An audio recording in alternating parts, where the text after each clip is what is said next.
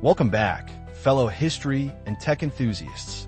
In the second part of our journey, we uncovered how visionaries like Ada Lovelace and John von Neumann laid the very foundation of modern computing. We described the first computers, UNIVAC and ENIAC, as the dawn of computer science. But this was just the beginning of our journey. You're watching legendary anime tales, where we bring the stories of groundbreaking figures to life with a unique anime twist. These electronic giants were incredible, but they had their drawbacks. They were huge, power-hungry, and prone to failure. Those vacuum tubes weren't the most reliable, but a new invention was on the horizon, a tiny component that would trigger another massive leap forward and shrink these room-sized behemoths. The transistor. Born out of Bell Labs in the late 1940s, the transistor was a game-changer. This tiny semiconductor device could perform the same switching functions as a vacuum tube, but was a fraction of the size, used far less power, and was significantly more reliable and cheaper to manufacture. This invention was like going from a gas-guzzling truck to a fuel-efficient car, a complete paradigm shift.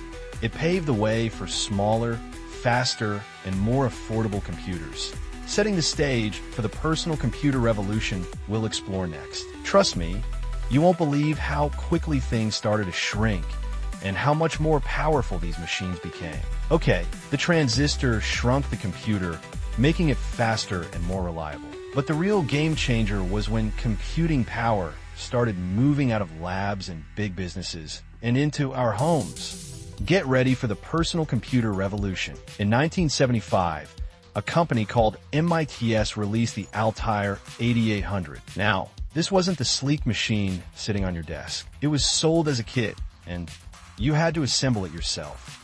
It didn't even have a monitor or a keyboard in the traditional sense. You programmed it by flipping physical switches on the front panel.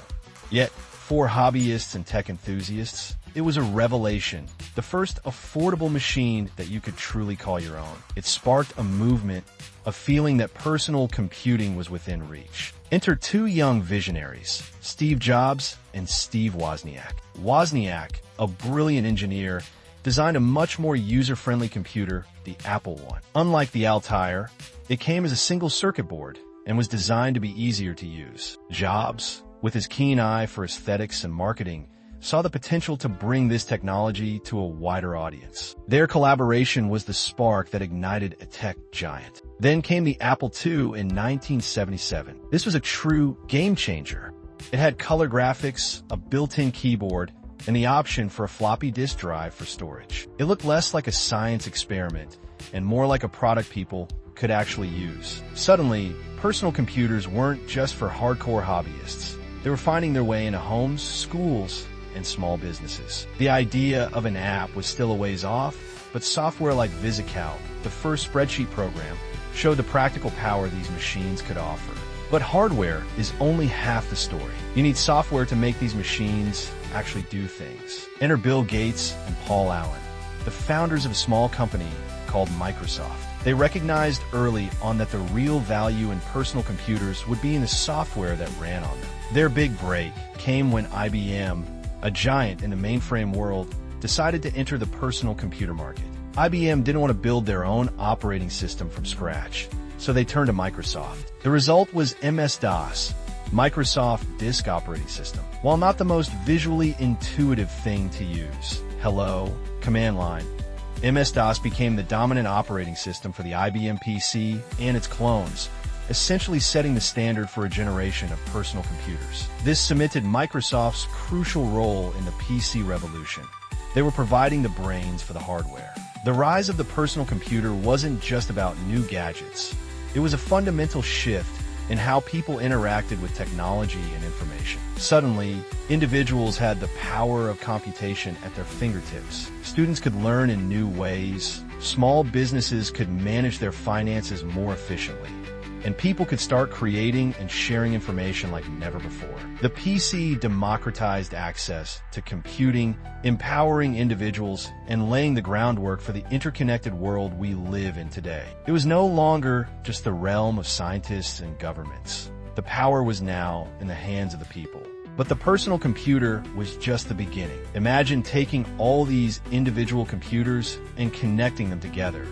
That's exactly what happened next, and it unleashed a whole new level of transformative power. Get ready, because in the next section, we're diving into the incredible story of the birth of the internet and the dawn of the connected world. Imagine taking all those individual islands of computing power and building bridges between them. That's precisely what happened with the birth of the internet.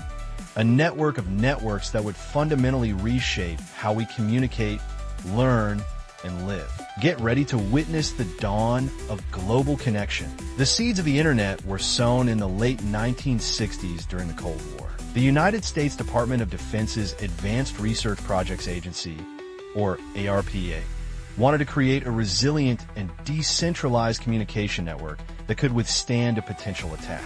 This led to the creation of ARPANET in 1969. Its initial purpose was to connect researchers at different universities, allowing them to share computing resources. Think of it as the very first digital handshake between distant machines. For these computers to talk to each other, they needed a common language, a set of rules. This is where protocols like TCP/IP came in. Think of TCP/IP as the postal service of the internet.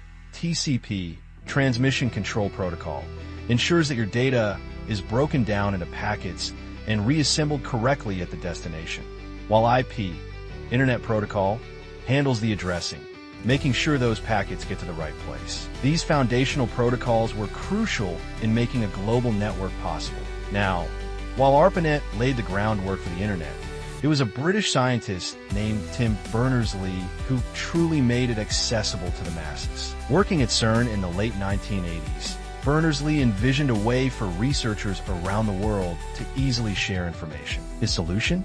The World Wide Web. Berners-Lee invented the key technologies that underpin the web.